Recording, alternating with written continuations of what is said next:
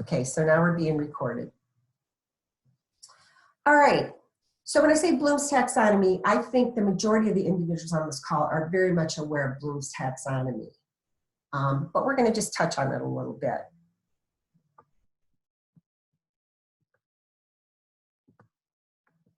All right, first let's talk about the discussion board. And we know this is not new to online classrooms, right? It is the most well-known tool in online courses. You know, it's a part of their grade now. It's been around for years, doing the discussion boards. And the reason behind doing the discussion board so ties into Bloom's taxonomy, right?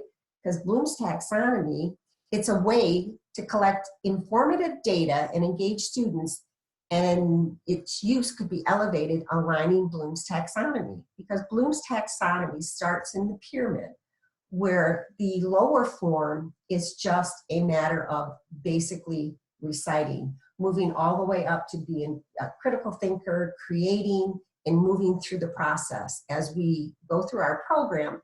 And not only just the program, but when you go through a specific skill with the student. For instance, I talk about, like, the first time we have some students that have medical backgrounds, and they come to us and they know how to do a blood pressure than maybe some of our instructors, right? Because they've been doing it so long. So on that skill level, they could be very high on Bloom's taxonomy. But in the next skill, maybe they're doing an EKG, they've never done that, they wouldn't be as high on that skill level because they haven't moved up, okay? So Bloom's taxonomy provides that hierarchy framework of learning outcomes that instructors use to create interactive, diverse, and impactful ways for students to experience deeper learning. Meaningful course content surrounding the course content, okay? And like I said, I think most of you have all seen this in the past. It's built into your lesson plans. Anybody in higher education has seen it. It's threaded all throughout everything that we do. And here's a really good example, if you really want to see it in layman's terms, go to the ABHES manual and review the ABHES criteria for programs, and it will say, it's amazing how it just directs us right to what level of learning our students should have, because it'll say, student must define these 7 terms. Students will implement the next situation. And so it's very, very clear by using the descriptive words on the right-hand side there. Very clear with what level we're looking of understanding for our students.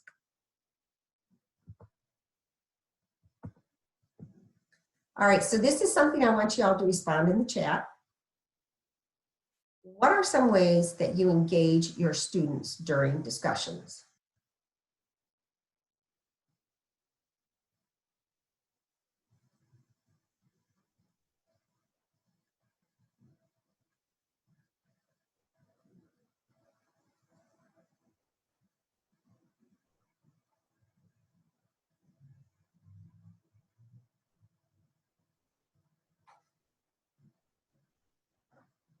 And we'll be recording attendance through the chat, so please take the opportunity to put your comments in there.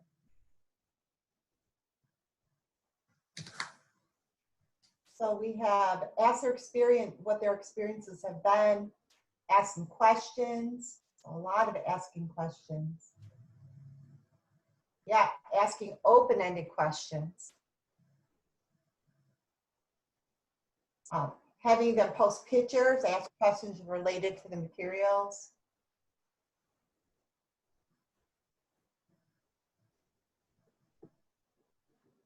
I have someone put Kahoots with a little time to think in a discussion. You do Kahoots, I'm interested to see how that works.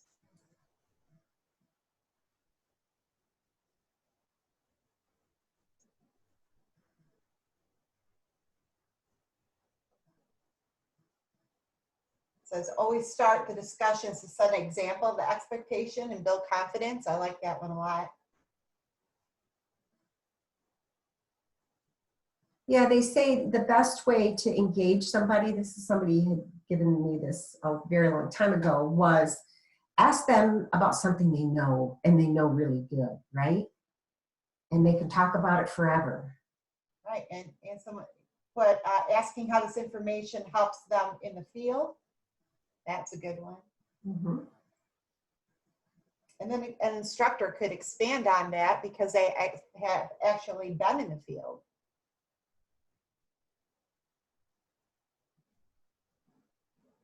Yep, monitoring your discussions closely, getting involved with the discussion yourself. It's so important for the instructor to lead and participate in the discussion to help students express their ideas. Very good. We have someone who says they start their discussion with a question that they have everyone answer. That's great because, you know, we have the basic discussion that's already written, but yeah, instructors ask more questions. Absolutely.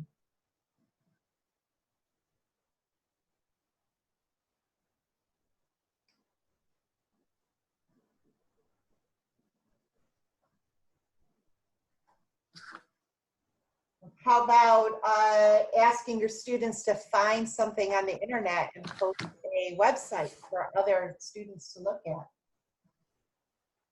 Yeah, share an article or video, absolutely.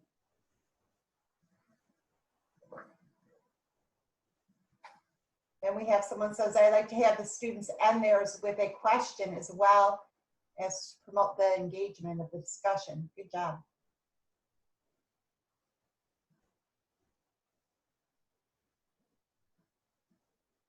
I think it's a really good idea to also keep students on track with the discussion topic.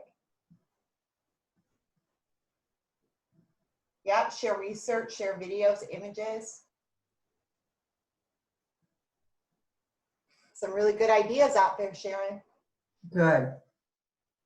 All right, let's do just a couple more.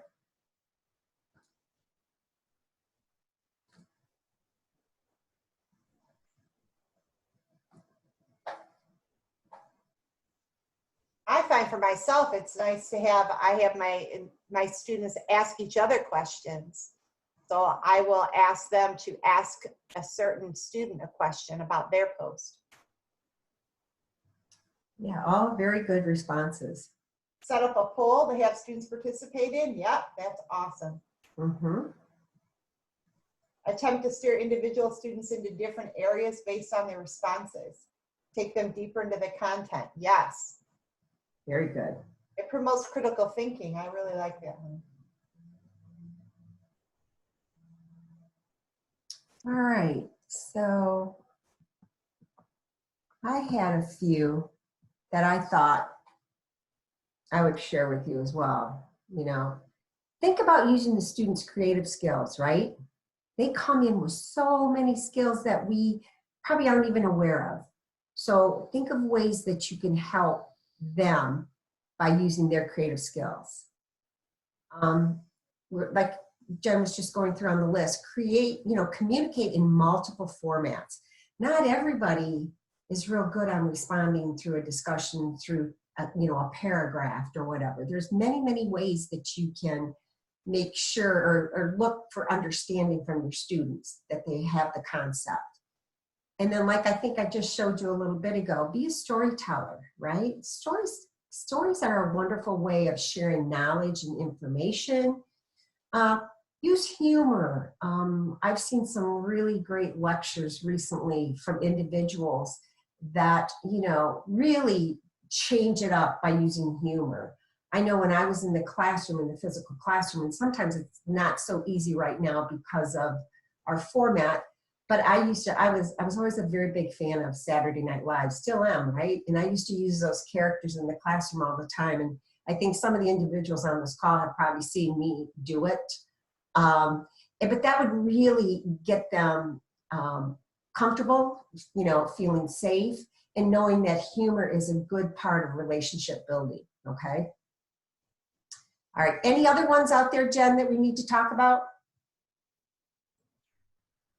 No, I think that we've pretty much covered all of the Okay. All right. Oops, my slide. Let's go. Okay, so now we're going to break down Bloom's taxonomy, okay? And remember I have a hard time when it says the lowest level. It is at the bottom of the pyramid, okay? It's not Lowest is just a very negative term to me. But anyway, it's at the bottom of Bloom's taxonomy. And it's important for students to be able to define and recall aspects of the course content, right? We know that's a big part of beginning to learn any concept, okay? So instead of asking them to respond to the discussion board, you could ask them to create an infographic, excuse me, sinuses, using Canva. Has anybody out there ever used this free app? Okay, there's a lot of free tools out there. We just have to get out there and look at it, okay? It gives our students the opportunity to demonstrate their knowledge in a way that does not require that traditional typing of a response. You know, not everybody enjoys that type of response. And students can get a chance to use technology, provided that they have that resource. So this would be something that you have to be very conscious of. Some of the students may not have that technology to be able to do that. And so we have to make sure we have options, always options for our students, okay? And it can be useful to, the tool that may be useful to them in other assignments and courses. And when they create their infographic, excuse me, they can upload the image directly to the discussion board for feedback, all right? So here is a typical example of an infographic. To me, when I look at this, it's more like a brochure, right? But what they do is they're able to respond to whatever it could be. And this is 5 tips. How do you keep your chin up? Rather than typing it in, this individual used a lot of graphics to show that they really understand what the topic was and that they've learned from it by listing it, right?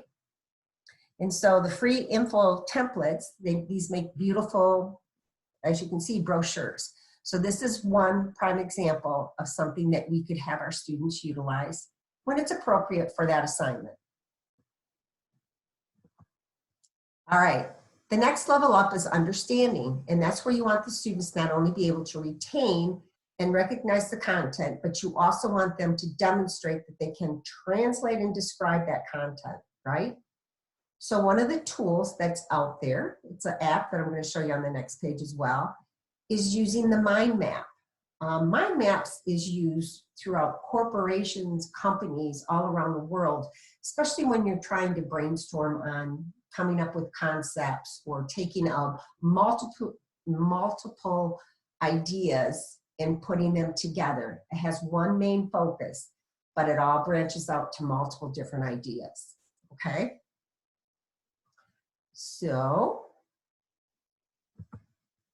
this is an example of a mind map. In the app, this is called MindMeister.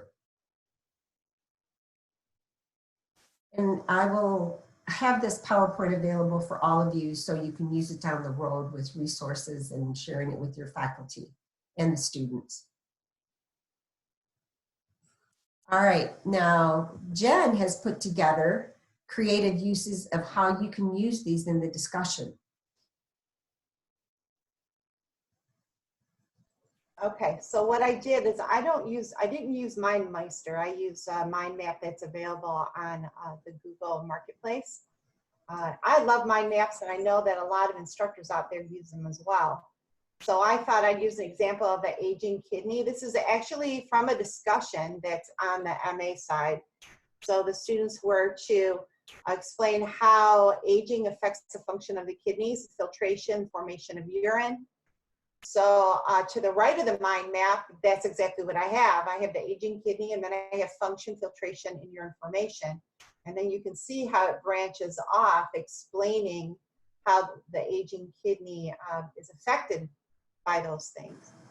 And then I have what changes in the body could affect the function of a kidney. So then to the left, you see the body changes, a gradual decrease in kidney size and filtration ability. And then some major diseases that are due to aging. And just, I mean, there's so many, I just picked a few simple ones. And then how does it relate to homeostasis? And I have that at the bottom. So actually answer the whole discussion just with a mind map. I really like these, and instead of being all wordy and trying to explain things a long way, you know, they say a picture is worth 1,000 words, and I think this would be a really good way if you wanted to use a mind map instead of typing words in your discussion, to have your students have the option to do that. And then they could ask each other questions of what their mind map meant, or they could expand on one of the diseases and just promote the topic. I mean, this can be used in a lot of different ways. Yeah, so can you all see how important and how it really does explain and does clarify that the student does have the understanding without all these wordy sentences, correct? I think it's a great tool. Students can even put pictures in these instead of words if they want. You want to give them options. All right, moving on. Apply. The application stage, students are expected to demonstrate and interpret, right? So on the discussion board of an online course, students could be asked to sketch a virtual Venn diagram using a free tool such as Lucidchart. The Venn diagram does a compare and a contrast of the learned concept with another construct and demonstrate how students are using the learned information in new ways. Here is an example of a Venn diagram, and this is using the Lucidchart.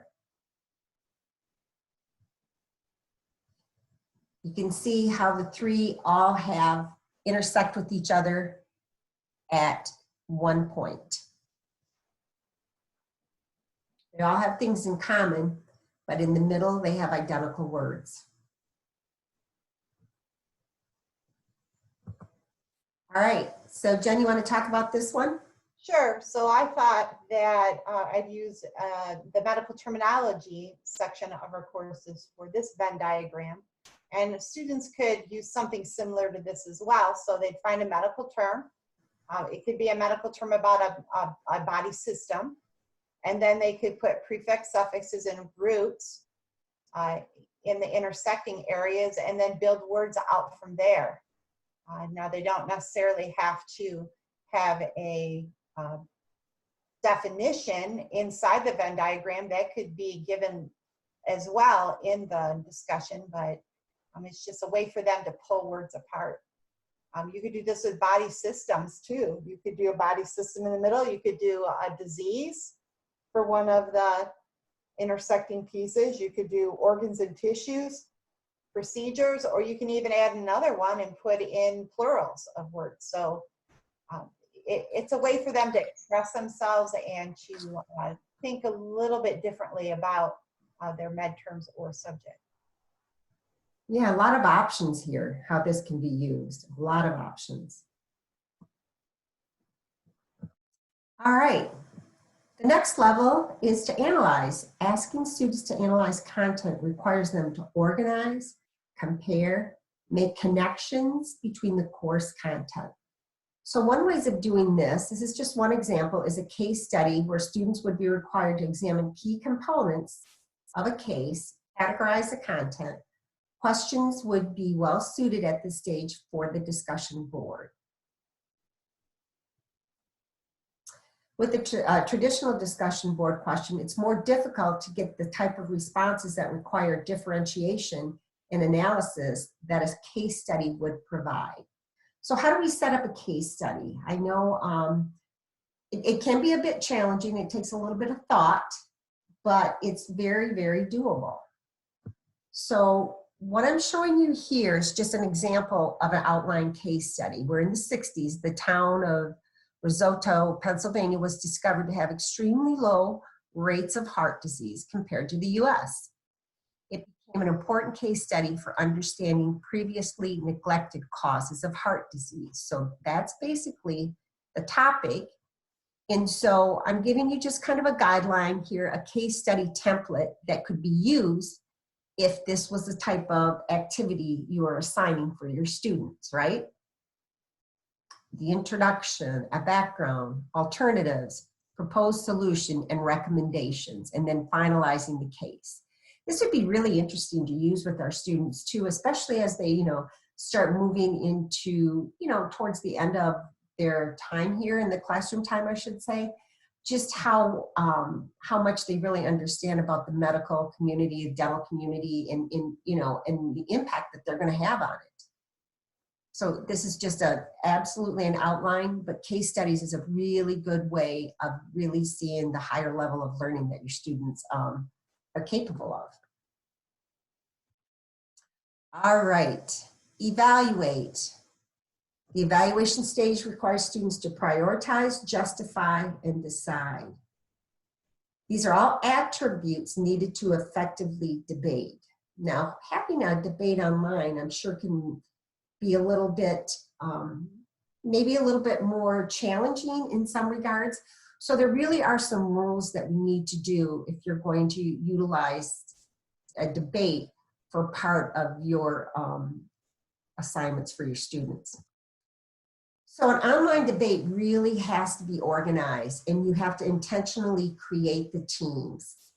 Do not let them choose who their teammate will be, because typically they're going to buddy up, so to speak, right? And so you're going to have to make sure you strategically form your teams so that you're making a good match. And so maybe somebody who seems to be highly responsive in discussions, along with somebody else who is kind of a mediocre when it comes to discussions, you have to really prod and push. That could be a really good combination to put them together. Keep your group small, but use an odd number. Why do we use an odd number in a debate?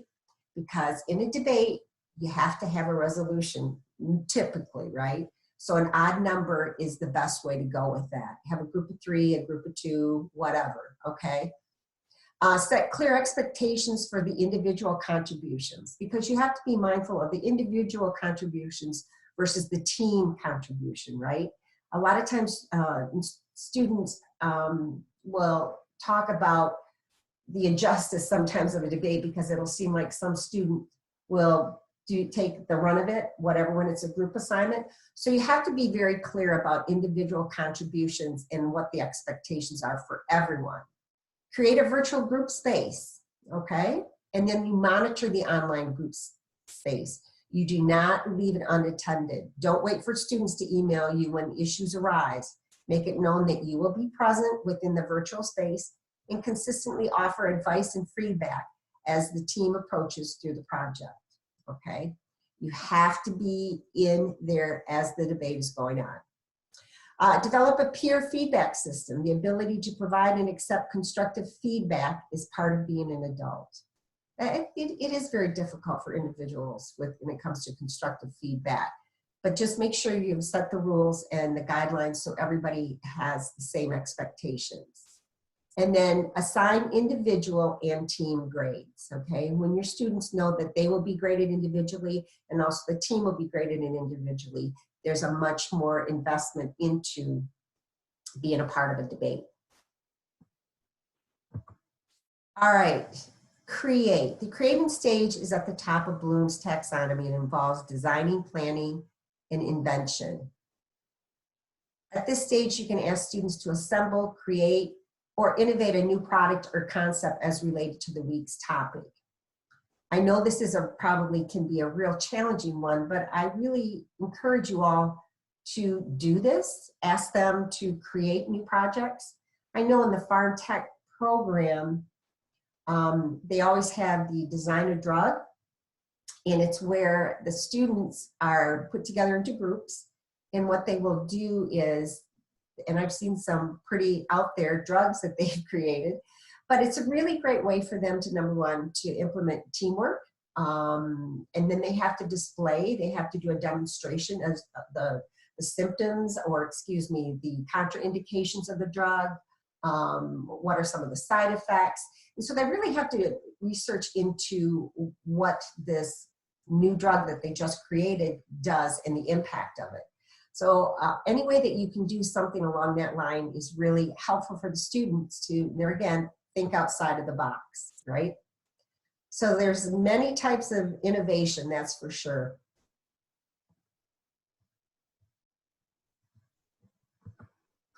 All right, so discussion boards. They can be more than just a mundane response to questions, right? or just answering about a reading. It needs to be more thinking involved and more responses to what they're thinking about. Learning objectives and opportunities for students to demonstrate their knowledge are all interconnected regardless of where the course is carried out. How true. And by designing discussion boards to move students through Bloom's taxonomy, instructors can not only assess students' learning in exciting and engaging ways, but they also provide students with diverse experiences with the discussion board. That is very, very true. Because each discussion board should be new and unique, students will look forward to it as opposed to being just another item that they check off the list. And we've talked about that many times, how many times it's just checking the box. This is going to help create more creative thinking with your students. Keeps it fresh, using different ways to connect the learners with their peers and with you. And when you use discussion boards, ensure that the due dates leave times for review and feedbacks from instructors and peers. It provides creative guidelines for responsive postings and elevates the discussion board experience for both you and your students. This really helps you to change things up as you start going through the courses and teaching them. A lot of our instructors are really well seasoned, and so this is just another opportunity of presenting the material. So a few things I just wanted to put in here is that as we're going through and developing as online instructors, it's remember to humanize the experience of online learning. And what I mean by that is the human element, you know, that things happen to our students. The majority of them have a tremendous amount of outside responsibility. And so never negate looking at that with your students, okay? And trying to always seek out to find answers on how I can better engage and communicate with my student or have them respond differently in a discussion. It's really important that we really embrace this, you know, for ourselves and for our students. It's really important that you explain your expectations clearly, you know, and let them know. And if they aren't meeting your expectations, don't wait till the end. Take the opportunity. I know we had those mid-mod progress reports. It's a great opportunity for you to give that student that one-on-one and where they're at, where their strengths are and areas of opportunity that they can improve on. I find this is very important, and I don't see it happening across the board. And what I'm talking about is a welcome video for your students. You know, get in there, create that welcome video, let them know a bit about you. Tell them a story about you so that they get to know that it's more than just answering and checking the box, but that I actually have an instructor there that really cares about me. And look for new things, technologies, and ways to connect with them, thinking outside of the box. Let them know the purpose and make sure it is something that motivates and everyone can respond to. As I spoke about earlier, you know, not all students have the resources or the means, or there could be like I said, some sort of impairment. So make sure everybody has that same opportunity to respond. Be on the discussion board often. If you're on it often, they will see you on it, and this can lead to more discussion, all right?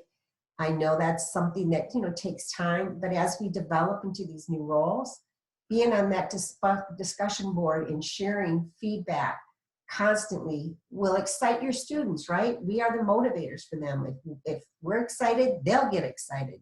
So make sure you're on the discussion boards often, frequently, answering questions, and look for connections between the students within your discussions. Hey, Sally, Joe said this about this, and I saw this in your discussion. That's great. You guys are also kind of thinking in the same path. How do you see this relating to each other? So you look for connections, help them connect with each other, and use different formats, especially ones that will grab their attention, right? Yeah.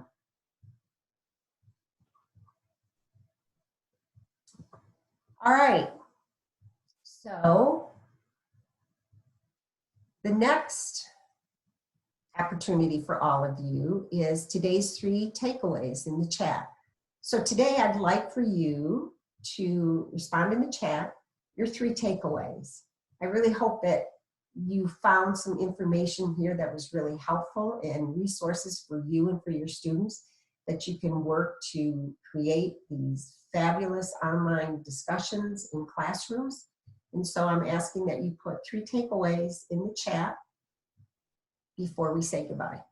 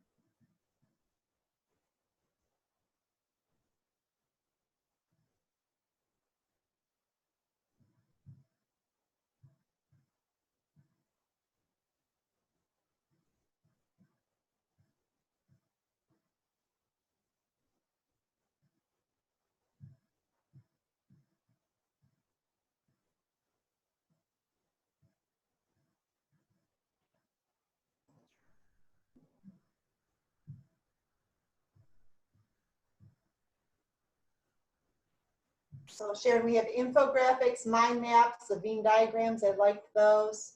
Importance of the welcome video. All the great resources. They like the mind mapping. Internet research. Personal experiences.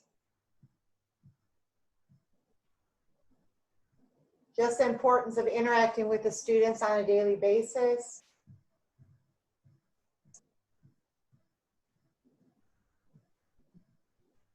Like the infographics a lot too.